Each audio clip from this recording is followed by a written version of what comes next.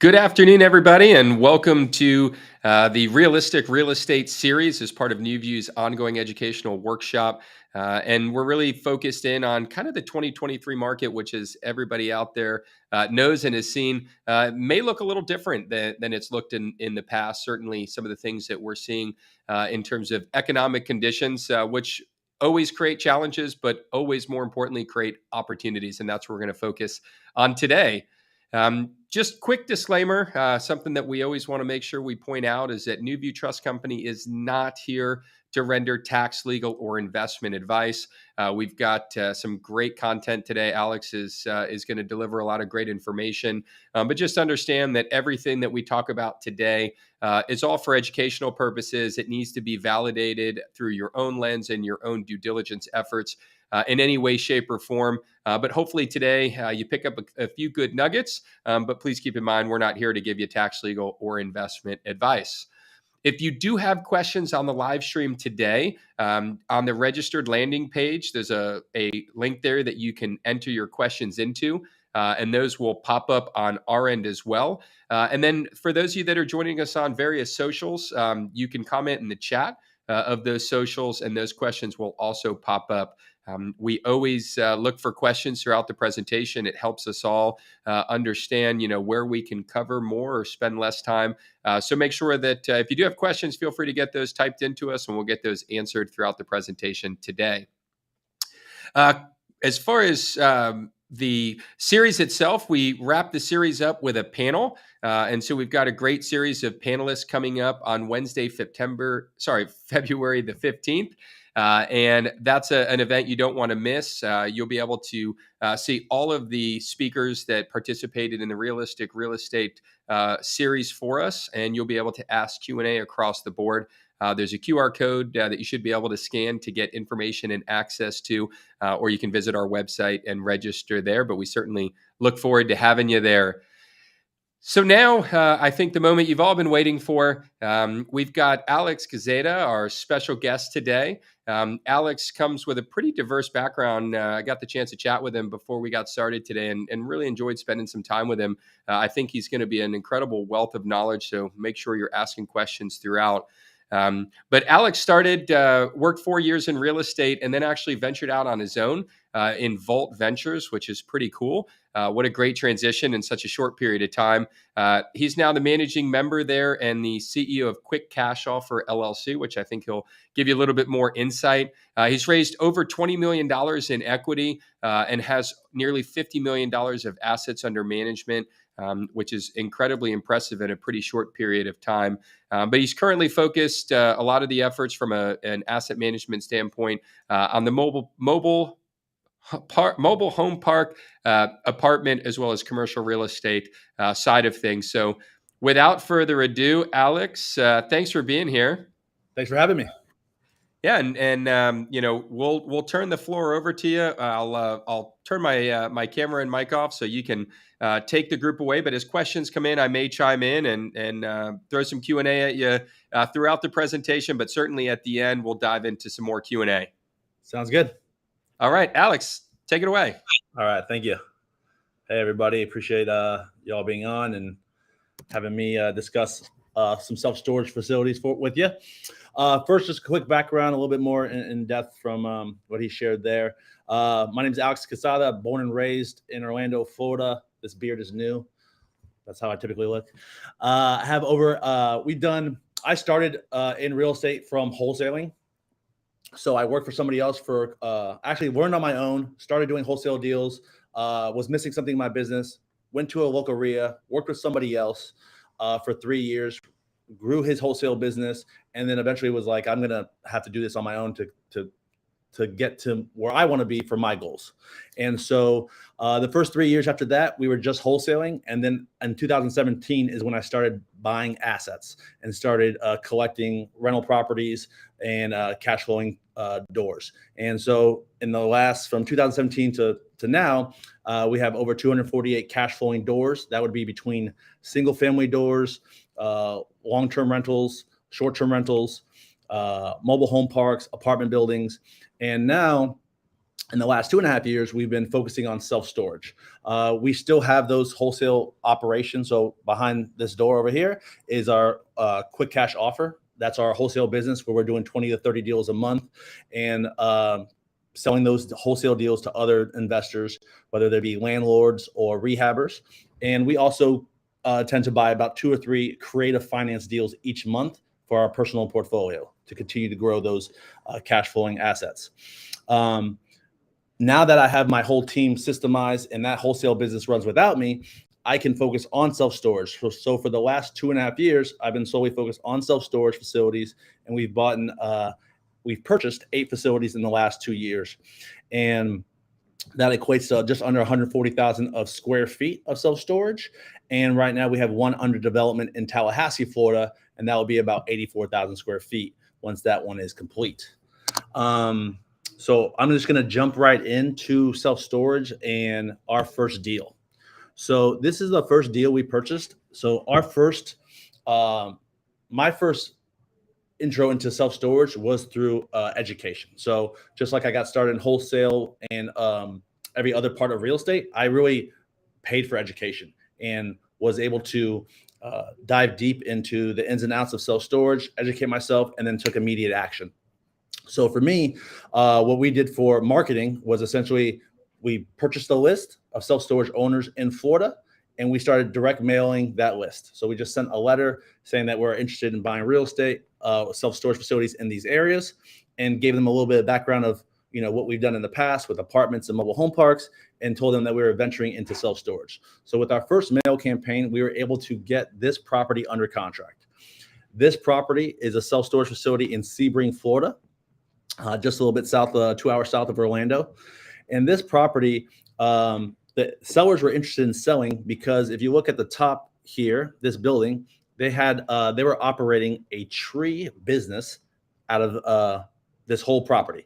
So this extra, self-storage facility right here, all the storage units, it was just like side income for them. It was just, extra cash flow for them. They weren't really running it like a business. Their main business was the tree business. So they had some life occurrences that made them want to sell their property, their business. And so they sold the property with it. And so these folks, when they were operating this as, more just extra income, the gross income on this property each month for them when we purchased it was just under $8,000. The physical occupancy was 94%. So they're pretty much almost all full and stayed full consistently. But if you look at this economic occupancy at 61%, that means they were basically 40% under market. So their rents were drastically low, which is why they had a very high occupancy. So we were able to negotiate with these sellers a purchase price of $850,000. So $850,000 for this property was actually, in our opinion, at that point in time in June 2020, was overpriced. So they were asking that would be about a 5 cap for their purchase price. And a 5 cap is essentially the gross income times 12 minus all expenses would be your net operating income. That's what you're netting if you bought the property all cash, and then divided by that number by the purchase price. So that would be your cap rate. And so essentially your cash on cash return if you purchase the property all cash. So that would be a 5 cap for this property. Now for us, we called local brokers in the area because we were new to self-storage in this area. And we asked them what would a property trade at in this market. And they stated it would be roughly a 7 cap. So, that price difference is roughly like 600 or so to 850. So they were asking significantly more. So for us, the way we talk with sellers, we typically say, I can pay your price if you can give us our terms. So like I have in the past with many other properties, we offered creative finance offers to them where they were able to sell or finance us this property. So for this property, we did agree to a purchase price of $850,000, but with only $150K down, and they were holding the balance of $700K at 2% interest only. So that 2% interest only obviously allowed us to cash flow greatly and do all the add value that we wanted to do on this property. All our self-storage facilities were looking for add value opportunity. So one of the immediate add values for us was they were 40% below market. The next add value for us was they had obviously this space they were renting out for, they were utilizing for their tree business. We could rent that space out. So literally within the first month of purchasing the property, we got a commercial tenant, an AC company, to come into this property and rent it for $1,700 a month. So that was an additional $1,700 to this gross income, immediate gross income with no really added expense with that incoming tenant. Next, we were able to increase everybody's rent on these units. Out of the 94% occupancy, I think we dropped maybe like 3 tenants. So because we were pushing the property to market, we actually just kept it slightly below what our competitors were at, like $5, $10 below. Because when someone gets a rent increase in the storage business and they're going to decide to move for maybe a $20, $30, $40 increase, when they go look at the competition and see what they can pay somewhere else, if you're still the lowest, you're not really going to move. You're not going to get a U-Haul and spend a whole Saturday or Sunday to move all your things to pay more. That wouldn't really make sense. And a couple of people moved out and maybe they just put stuff in their garage or realized they didn't really need the storage facility with that extra price increase. So we really didn't even drop occupancy when we raised the rates to what they should have been. We typically tell folks, you got a discount for a long time, but this is where the market's at. This is where everybody that is in the market. We're still priced below everybody. So we really didn't have a lot of struggle or kickback on raising those rates. The next thing we did was, if you look right on this like tree line here, there was a fence here. We actually pushed the fence back. We laid this asphalt here, this crushed asphalt, and increased the parking. This was parking all along this whole way here. And we were able to add this building. So we added 12 8x20 units. So it was additional 12 units that can get roughly about $150 a month. And that obviously increased the income drastically for us. So this parking was about full. So we didn't really take away the parking because we added an extra row here. And then we added additional storage units, which is roughly about 2,000 square feet to the property to also increase the income. So for us, this was immediate add value opportunity. And that's what we look for in these types of properties. So we knew even though we might be overpaying for the property, we're getting very great terms from the seller that allow us to purchase the property with very little down and a great interest rate. So it'll allow us to have a greater cash on cash return. So even though we bought this property at a 5 cap with a 5% cash on cash return going in, when we actually 6 months later, after all this add value has been completed, which really wasn't that much work to begin with, we were now at a 12% cash on cash return. So that drastically increased the value of the property immediately. It went from 850 to almost 1.4, 1.5 within the first 6 months. So now as it stands in January 2023, the gross income is $17,000. Our economic occupancy is 88%, and our physical occupancy is 92%. So because the neighboring competition constantly, pushes rents. That's another good thing about self-storage is everybody's mostly on a month-to-month lease. So you can always increase rents as it goes with the market. Typically for us, we stay a little bit below our competition. So we're a little bit less than the market demand right now. So, but based on this income and our expenses and how we operate the facility, now we have this property under contract actually to sell at the end of February for $2.1 million. So a great opportunity for us for only, a little bit over 2.5 years of owning this property. So a lot of times, especially in this market, we're making creative finance offers on all the self-storage facilities. That's how I bought this first one. I'll go over another deal that we bought also in this way. And I'm about to sign another contract with another seller on another creative finance deal with self-storage. And if you're not utilizing self-storage in this market, I think that's a mistake. And I think it's going to be the most beneficial to you to take down assets in this market. Obviously, with taxes, the interest rates rising drastically and very hesitancy with banks on lending, being stricter with their terms, creative finance will allow you to take advantage of the opportunities that are going to come in this marketplace.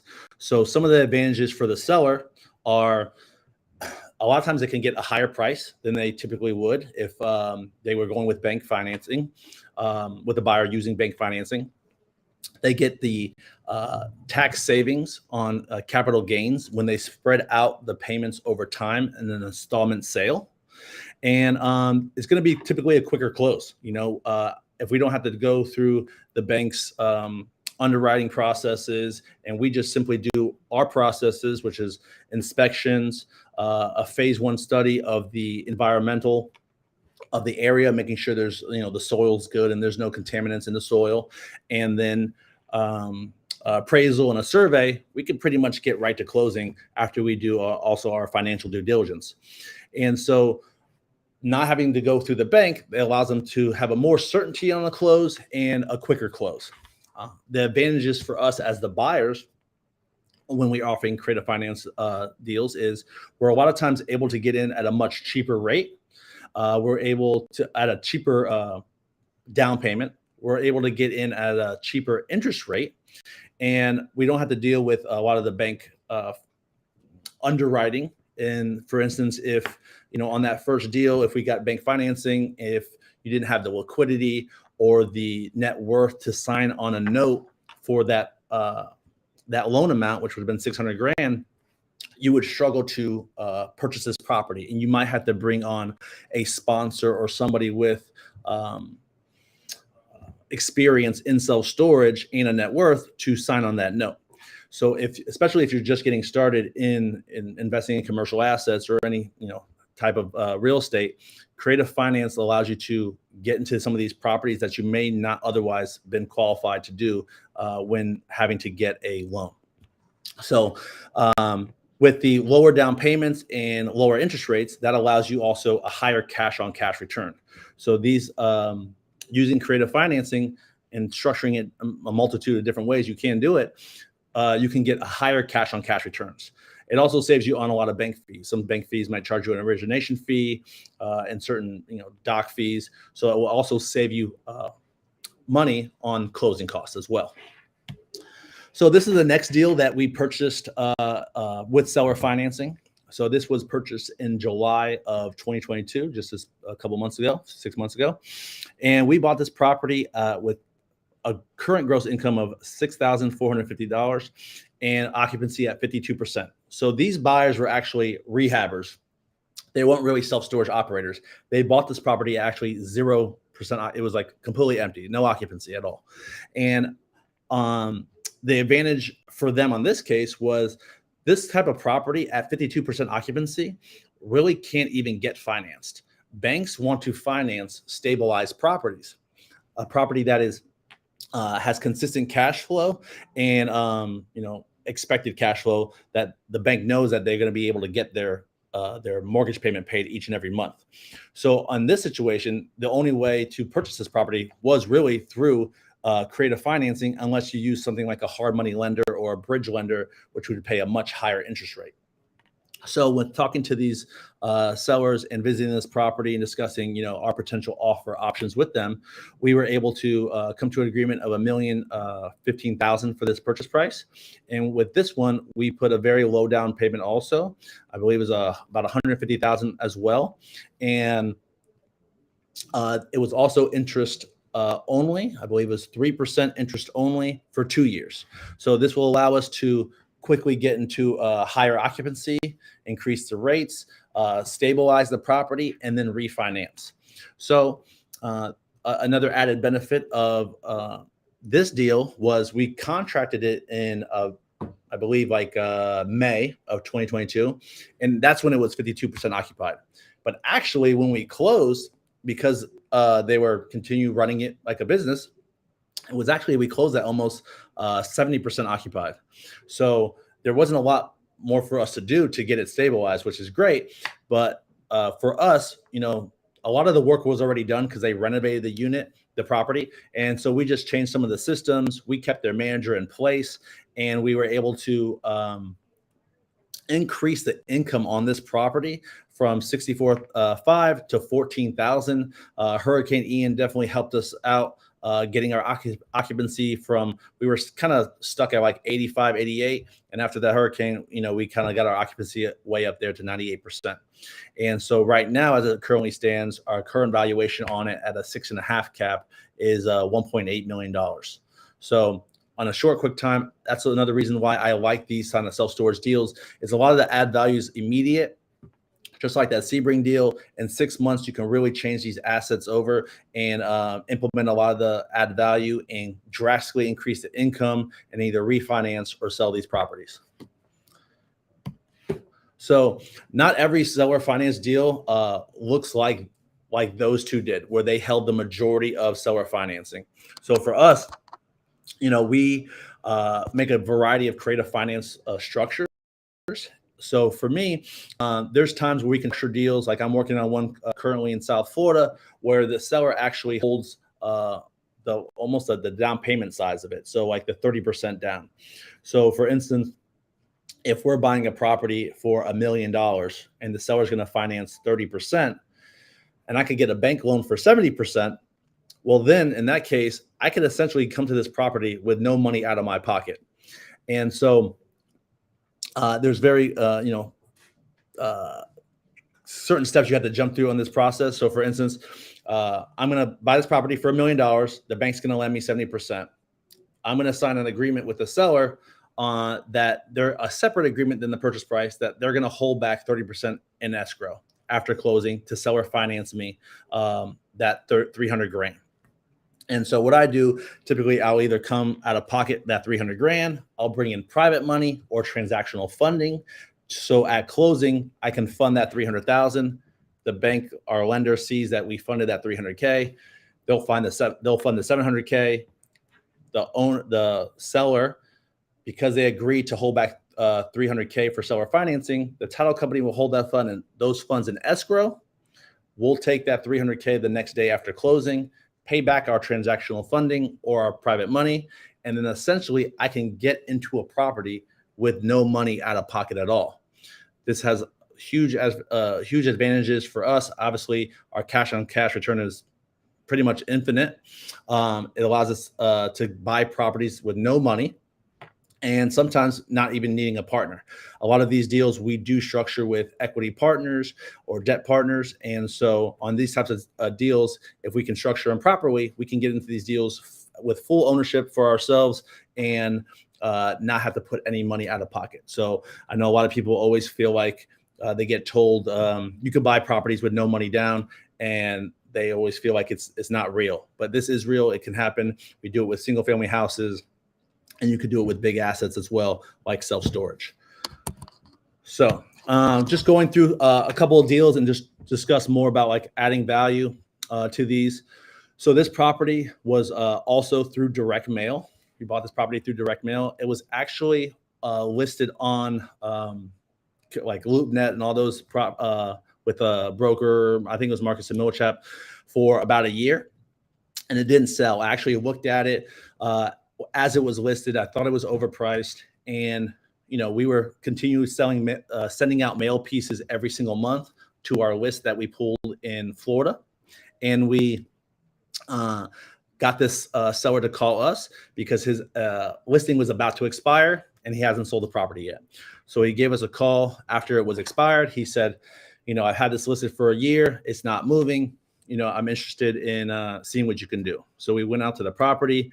He was able to give us a price that was about $200,000 or $300,000 below it was what the listing price was, because now he didn't have to pay a broker and he needed to close quickly because he's wasted a year on this property without it selling. So when we bought this property in March of 2021, the income at that point in time was $12,792. The economic occupancy was very low, and the physical occupancy was also low. And the reason being, because it didn't look as nice as those pictures look right there, this property was really a disaster. There was giant potholes in the throughout the driveway aisles. The gate was broken; it didn't work. The building, the clients in there were some people were sleeping in the property. There was illegal activity going in the property. It was really wild. And so we really cleaned that up. We got out a lot of those tenants who were essentially like living in there in some of the units, which is crazy. So we got a lot of that out. We cleaned up the property. We laid new driveways. We painted the property, painted the doors, put new signage, automated the facility, fixed the gate. We put systems in place, like certain softwares where people can book online, they can pay online. A lot of this facility was just taking cash, which you really don't want to take cash because that's always going to be a struggle with collecting money when you have a manager accepting cash. Could cause issues in the future. So we automated the facility and was able to get this property from $12,792 a month to now $18,000 a month. Our economic occupancy is still a little low because we're not some of our main competition is like Public Storage and some of the big REITs, and so their prices are typically a lot higher than ours. Our physical occupancy is still 80%, 81%, which is less than all of our other facilities. But the reason being for this property, and we saw this going in, that it was going to be a struggle to rent this top floor. So we knew that our numbers worked still very well for us if it was only the bottom floor that was 100% occupied, which it is. And the top floor, the seller made a mistake of thinking there's a lot of small little single doors upstairs. And so the seller, because typically on self-storage, the bigger units go first. People, need much more space. So he had the same kind of idea for upstairs, but unfortunately, with only this lift right here to bring up items and these stairs, not a lot of people are going to utilize big space upstairs. So he broke down all these small units and made bigger units, which would typically make sense on the ground floor. But on this upstairs did not make sense. So we are slowly right now putting back up metal dividers to make these smaller units again. And as we've done that over time, we have been renting more and more of that top floor. So now at a 6.5 cap valuation, we're at a $2.1 million owning this property almost for 2 years. We've increased the value of this property almost $700,000. This property is in Lake Placid, Florida. This is just below, actually like 5 minutes below our Sebring location.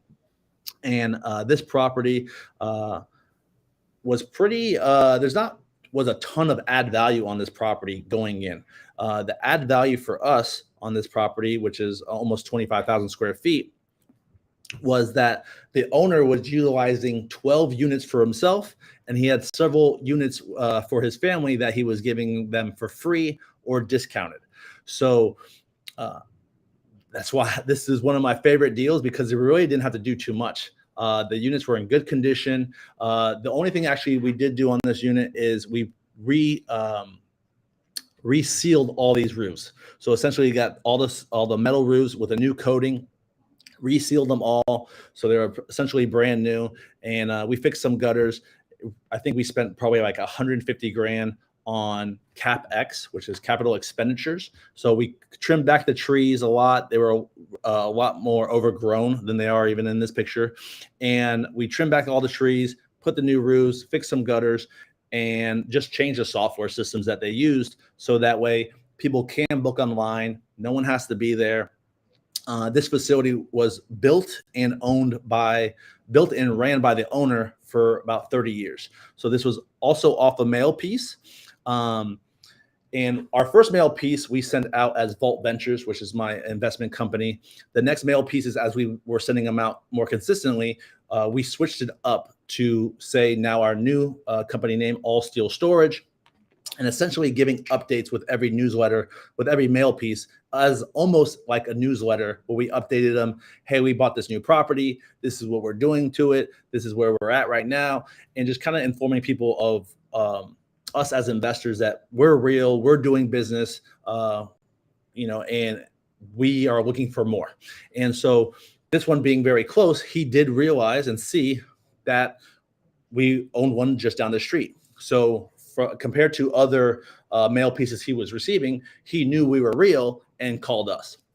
So he was looking to retire. He's been running this facility himself for 20, 30 years, and now he was ready to move on. So On this property, we paid a decent price, not almost just under $1 million, but we did see immediate add value on this property with just doing those little bit of repairs needed, but increasing the rents.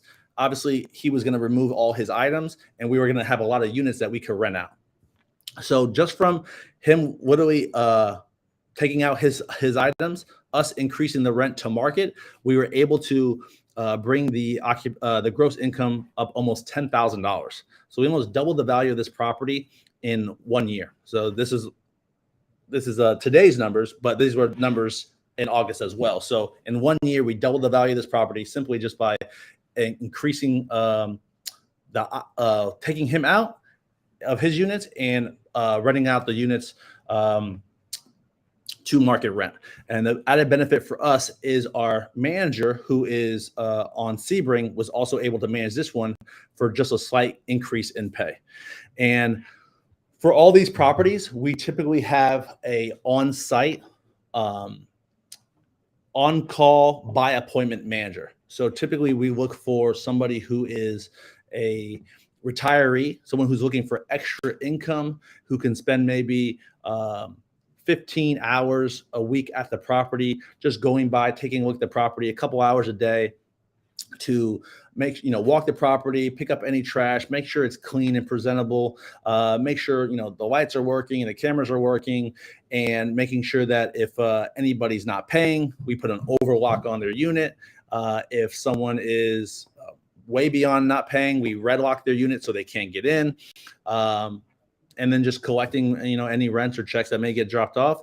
But essentially, we pretty much automate the facility, so we don't need a full-time manager there. A lot of things could be done just on your cell phone. This next property is in Umatilla, Florida. This is west of Orlando. We purchased this in October of 2021 with a gross income of $15,454. Now this property produces, I believe we're at $24,000 a month.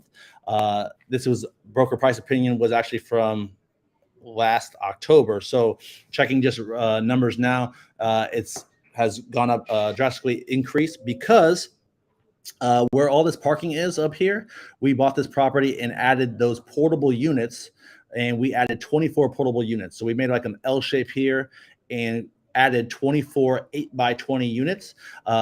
So that drastically increased the square footage, the net rentable square footage, and increased our income.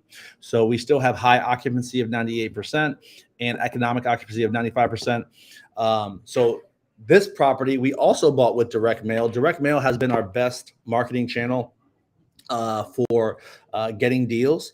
And this seller was a doctor who owned his practice in Jacksonville, Florida. And it just so happened that a building next to him went for sale. So he wanted to buy that property to expand his business, expand his practice. And so he just actually bought this property, and this one here in Umatilla. And so he wasn't really planning on selling it, but because that opportunity came to him, he reached out to us to sell the property. And now it was running very well. He had a great manager in place, and we were able to keep her in place. And we saw the opportunity as simply just adding square footage. We did have to do all these roofs. As you see in this picture, these roofs don't look that great, but we redid the entire roof system on these properties, spent over $200,000 on that, and about $150,000 on the new buildings here for the extra square footage. We still have parking going all the way down here now still. And so we were able to drastically increase the income to now $24,000 a month by adding square footage and just running the property with less expenses because we use so much automation. And so on this one, this is actually one of our best deals. This was a property that this lady also owned for about 30 years. She was ready to retire, looking to move on and travel in her future. And so we bought this property This one also came through direct mail. She was looking to sell the property. She had spoke to other people before about selling the property. I think I was the first one to actually physically go to the property and meet her. I spent about 2 hours with her discussing, the property, her plans for the future, walking through the property. This is actually 3 parcels. There was another parcel down the street that was another storage building. And we discussed how she was utilizing the property, how she managed it and ran it. She actually was one of the biggest U-Haul dealers in Florida, and this is the current pictures. So before, this whole front was just filled with U-Hauls, all over the grass, all over the parking lot, and this is like a retail space right here. So out of that retail space, she operated a thrift store that was 3,000 square feet that she said wasn't really producing any income for her. And then she had another 1,500 square feet right next to it that she was utilizing to manage the U-Haul business. And she had like a pack and ship business as well with some like like PO boxes. That really also wasn't making her money at all. So for us on this deal, because it was a little bit not the typical retail, not the typical just facility that was just self-storage. It had some funkiness to it with having a retail spot, being multiple parcels, one that wasn't adjacent to these parcels, and the standalone retail building also. Financing was a little bit of a struggle to get somebody who a lender to commit to saying, we can give you these types of terms. So after negotiating with her about the property, we were working on a seller finance deal. So we were going back and forth with seller finance options with her. Some she liked, and by the time she was, getting responses from her CPA and whatnot, someone else was coming in with a cash offer. So being that someone else came with a cash offer, we had to increase our offer and go cash as well. So what we actually did on this property is we bought it with bridge financing through a hard money lender. So we used hard money on this property to buy this property for 20% down of the purchase price of 1.65 million. And the economic occupancy on this property was 80%. It was fully occupied. She was occupying, just 4,500 square feet herself, but her rents were lower than market in the storage and in the retail space. So in the last year, we bought this in December 2021. In the last year, we were able to almost double the rent by after she sold the property, she obviously vacated the thrift store and the pack and ship. And for us, we wanted less management. So she not only had herself, but 2 other employees to help run the U-Haul business. So we let go of those folks, had actually the Umatilla manager virtually manage this property. And so we took out the U-Haul business. So that way we didn't have a lot of, it wasn't management intensive. We make it very easy, automate the systems like every other property. And we were able to drastically increase this income because we renovated the thrift store and the pack and ship, renovated the space, advertised it, the retail space, got tenants in place, not only at that thrift store, the 2 spots, we split into 2 spots. We got that renovated, the pack and ship renovated. This was someone paying significantly below rent. We renovated that space, got a new tenant in place in there, increased the rents on all these self-storage facilities also. Some other add value we did to this property was we paved this driveway parking aisle. We painted all these buildings blue. We did a new signage here. This was before damaged by a hurricane for years. She said she just never fixed it. She never wanted to spend the money to fix it. So we got new signage. We gave it great curb appeal with new paint. We renovated the vacant units, got market rent for those units, and got this property to more than double the value in 2 years. So this one's set to close in end of March. And that will be a great deal for us on this property. That was a quick turnaround. Again, in a year, we were able to drastically increase the income and drastically increase the value of these properties. And that's why I love commercial real estate, not just storage, but mobile home parks, apartment buildings. When you can force appreciation in this way and push the value of the property, it's just such a benefit to us and our investors. So this is just a little bit of a breakdown of deals that we've done. These are the two of the ones we're selling. The Sebring one we're also selling, but we have no investors in that deal. So just to kind of give you an idea of what numbers kind of look like for us on these opportunities. This one was the one in Lake Placid, under contract for 1.885.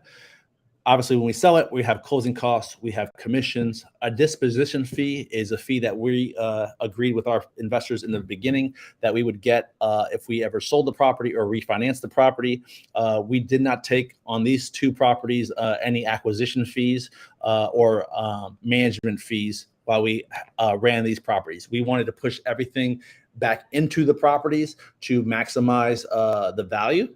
And so on this one, after with a close date of February 2028, we are going to pay off this mortgage that we have in place. Our investor originally funded this deal, put $500,000 into the property. So after paying back our investor, paying back off the debt service, our total profit on this deal with about a year and a half, 1.57 years, is roughly $600,000. So our LP investor, our limited partner, had 30% ownership. I had 40%, and then I had two other partners with 25 and 5%. And so for our investor, she's getting a profit split of this 30% of 179. Her initial investment date was this day, for a total length of loaning on this property for 574 days. She got her 8% preferred return. We paid that out monthly on these properties because they were already cash flowing very well for us. And so with the profit split and with all the 8% pref paid out to her, her total return in that time period is $234,000 on her $500,000, which is almost a 47% return. And then when you annualize that, her IRR for this deal is almost 30%, so 29.85. So a great return for her, a great deal for us. And we're moving on to more deals and buying more properties. This is the Record Highway property that we just went over. That was the retail space right here. So we bought this one. So two numbers changed on this deal. We actually are selling at 8.5, and we're actually closing now in March, end of March. So, but numbers don't change that much on this. So based on these numbers here, after paying closing costs, commission, a disposition fee, we're paying back that hard money lender, that $1.43 million. The investor initially put up grant. So that $700,000 was the 20% down on this purchase price, and then all the added value we had to do, painting the buildings, the new driveway aisles, the renovation of the units that were empty, the retail space. So all that was from the investors who funded the $700,000, and the deferred return, because this deal was so much add value. We actually did not pay a monthly pref on this property. We deferred it until a sale or refinance. Because it was a hard money lender, we always knew there was going to be a quick sale or refinance. And so we deferred that 8% until that point in time when we did a refinance or a sale. So on this property, for slightly 439 days, it will be after closing. The LP investor is getting a 30% return, a 30% split of the profit, which would be $416,000. With this time period of lending, it will be she will be collecting not only that deferred 8%, but that profit split for a total return of $473,000 on her initial $700,000 investment. That gives her an ROI of 67%, and with the not being so drastically over 365 days, her IRR is just slightly under that ROI because it's annualized. And so that's the other deal there. Those are a couple of our deals that we are going full cycle on. Right now we're looking. We decided to sell those properties really because we created so much value so quickly that one of my mentors told me to look at our return on equity. So how much money we were cash flowing each month compared to the amount of equity trapped in these deals. Because we did have the options to like refinance these properties and pull some capital out, but it wasn't a drastic the funds we would have received were not as drastic as if selling, where we can take that capital, redeploy in this upcoming market where there's going to be a lot more opportunities ahead, where we can drastically get great deals, and bigger opportunities coming ahead. So that's where we decided to sell those properties. We did have the intention of holding them for long term, but because there was so much opportunity, we got great prices. We increased the value so drastically. It gave us a great return for our investor. We are able to show that we can go full cycle. We can, buy a property, renovate it, fix it, sell it, give our investor back her money, and us obviously continue to do it again and again. That's it. Well, Alex, first of all, thank you for the level of detail and walking us through those different examples. Every time I sit through and participate in our webinar series, I'm always impressed in any of the deals, and really starting to see just how vision and value add is created. And I think a million people will look at most of those properties and only see value in what's coming in today. These are buildings and they rent for X and Y, and the fact that you guys can look past that and recognize, hey, if we put a little money in adding some units or, just paving sometimes may make all the difference in the world. It's pretty impressive to see the way you've delivered value add and obviously value to you and your investors as a result. So thanks for kind of walking us through that. I've got a series of questions here, so I'll just kind of rifle right through them if that works for you. Sounds good. Look forward to it. Awesome. So let's just talk about self-storage. You mentioned during the presentation a few different reasons to buy self-storage, and I think value add, is applicable to all assets. It's not unique to self-storage. But if you're looking at self-storage, maybe getting away from the financials, but what are the benefits of investing as an asset class in storage that may be different, than what most people are at least aware of in some traditional real estate type investments? Yeah, so I like self-storage for a multitude of reasons. It's always been pretty consistent and steady with like occupancy and demand, whether it's in good times or bad times.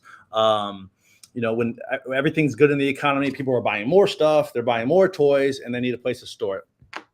When the economy is bad, people might be having to sell their house or their second home and downsizing, moving in with their parents. So they might sell their home, but they don't maybe always sell all their furniture and their belongings because they feel like they're eventually going to, buy new property and move out. So in those downtimes, they want to store their items. They don't want to always sell them. So during a crisis or when everything's good, storage remains pretty stable with occupancy.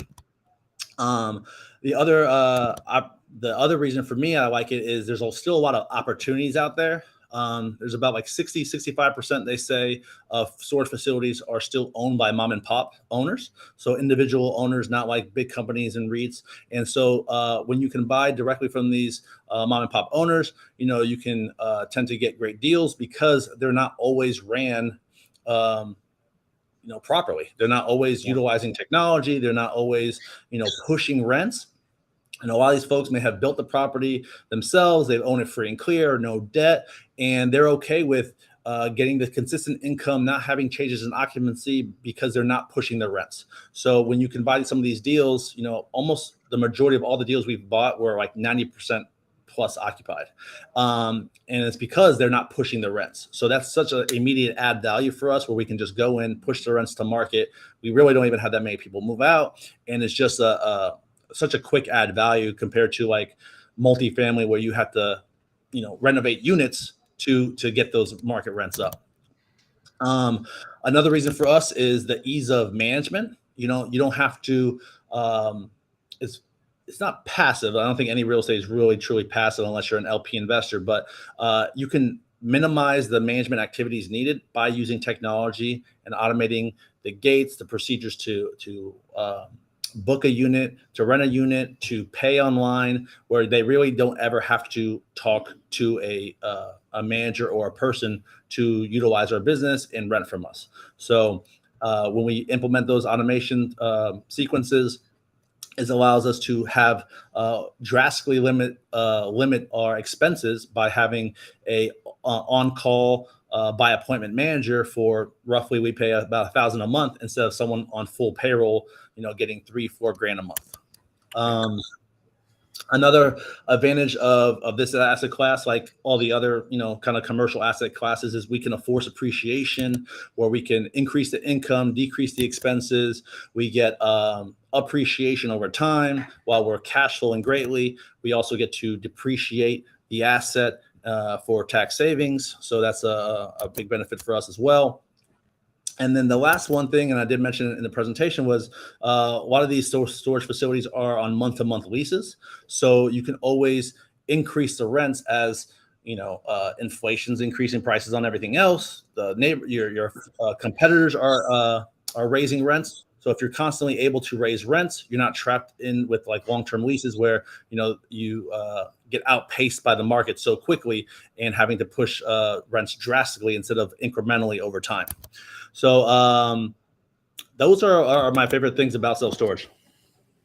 Awesome. Well, it's an amazing asset class, and as more and more people kind of start to understand it, it certainly is an asset class that I think will continue to grow. And you mentioned earlier the people always need it in good times and bad, and it's true. I mean, we're accumulators of stuff, and economic conditions don't determine that. We're always accumulators. So really an interesting asset class. Thank you for sharing that. When you go out and buy self-storage, you mentioned your creative financing. You mentioned investors. You mentioned kind of finding the properties and even using bridge financing or hard money. So it sounds like you're, no matter what, there's always a way to do the deal, and you're pretty open to that, at least as evidenced by your previous purchases. But from a funding standpoint, can you maybe just kind of walk through, in a perfect world, if you were going to go look at a deal today that you would call a perfect deal, what would you be prepared to do from a funding standpoint going into that deal, as far as lining up money, or how would you like to purchase it? Kind of walk investors through at least how you approach it. It may not be how you ultimately buy it. Conditions will change that. But what's the preferred approach into these apartment complex purchases? So my preferred approach is always going to be to try to buy it with seller financing. Like, that's my main option. That's how I want to buy everything. It just makes it a lot easier. I could put down less. I can have greater cash flow.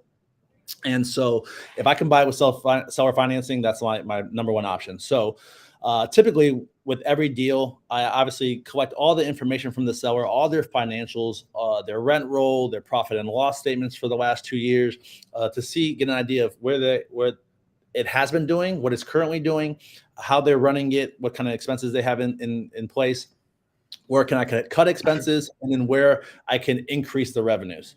And so once I kind of underwrite the deal, I look at making them about 3 offer options. So I'm going to give them it's almost like a cash price, but it's more like I'm going to use bank financing. So the typical traditional bank financing, this is what I can pay based on, today's interest rates, which right now, it'd probably be like 6.5 to maybe even 7%, putting about, 30 to 35% down, and, running my numbers off of that. So most of these deals I like to look at, and I run numbers where I can, with my going in price, whatever that price is that I'm doing with the traditional bank, whatever my based on their numbers of what they're producing each month, their income minus expenses, I want to be able, if I didn't have to change a thing, if all I did was buy the property and did no add value to it, I just ran it as if they ran it, I can pay my debt service to my lender for the 65% they're putting down, and then whatever money I'm raising, I'm able to pay my investor their preferred return. So if I could do that going in with doing no add value, should be a deal for me, depending on how much add value I can add. So I see, if I go in, make no changes, The property can self-sustain itself, paying the debt service to the lender and my private investor. And then all the add value is benefit to myself and to my investors to increase the value of the property, increase the cash flow. So that's how I kind of look at deals initially. And then from that initial offer, I slightly go up on price and change the terms. So it will be seller financing where I'll pay a much higher price, but it's going to be maybe 20% down and 25% down and a much lower interest rate. Then there'll be a third offer, which is a much even higher price, but like very little down, maybe 5 or 10% down and a different interest rate. And for all these, I'm looking for the same thing. I want to make sure I can pay the lender, even if it's the seller, and the private lender for the money they're putting into the deal. I can make sure I can pay them going in, and then I have tremendous add value. Once we do the add value, whether it's increasing rents, adding buildings, cutting expenses, that's all the bonus ahead. Wonderful. I appreciate that. And, interesting to kind of, think about real estate and the power or beauty of negotiating. And, you can put 3 different prices out on the same deal and yield the same return. And I think sometimes, from an investment standpoint, it's hard to wrap your arms around that. If, you paid 1.5 instead of 1.2, you just wasted 300 grand. But if you can make it up over the life cycle in terms, that's really a creative way and creative approach. And I'm sure it's helped. We'll throw one more question at you for the sake of time. And we've got a few more that have come in, but we'll save those for the panel coming up here in a couple of weeks. But last question, and it really has to do, it's kind of a 2-part question around management. From a management standpoint, you mentioned kind of the fact that they can be done remote, technology and other things, but maybe just walk through the management side of it and on a typical project in self-storage, kind of, what you would expect. And then maybe just highlight, if you can, on the scalability, and obviously the more you own, the more you can scale, but is there value in scale or, does technology kind of reduce that scale that comes in some other asset classes that really require scale to be successful? Maybe just walk through that as we wrap up, if that works.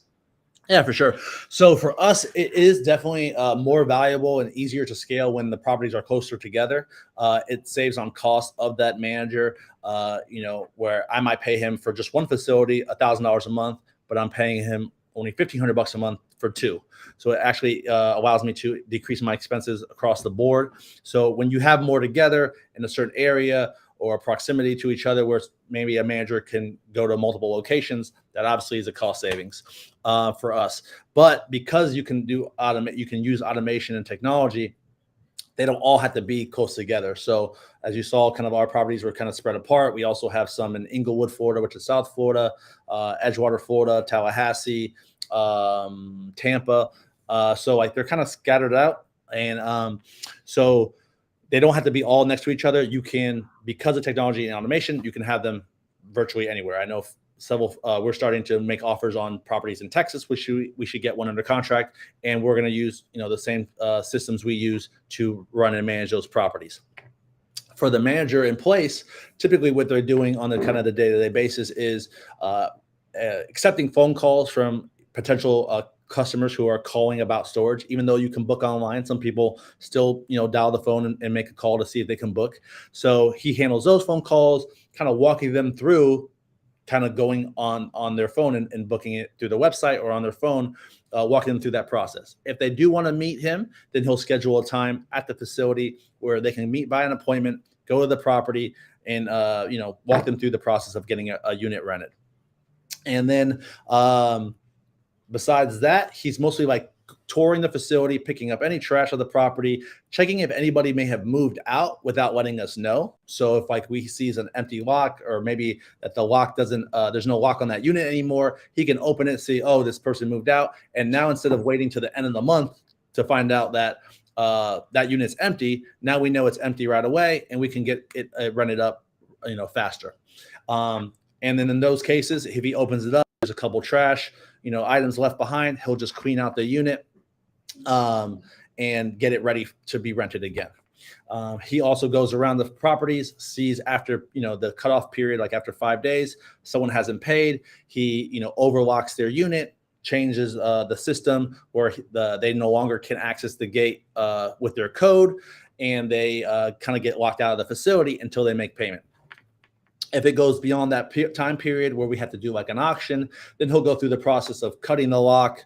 Obviously, he does all the notifications in the meantime, but cutting the lock, taking the picture of it, putting it on online auctions so we can sell the unit, and then eventually get that unit back in operation so we can run it again.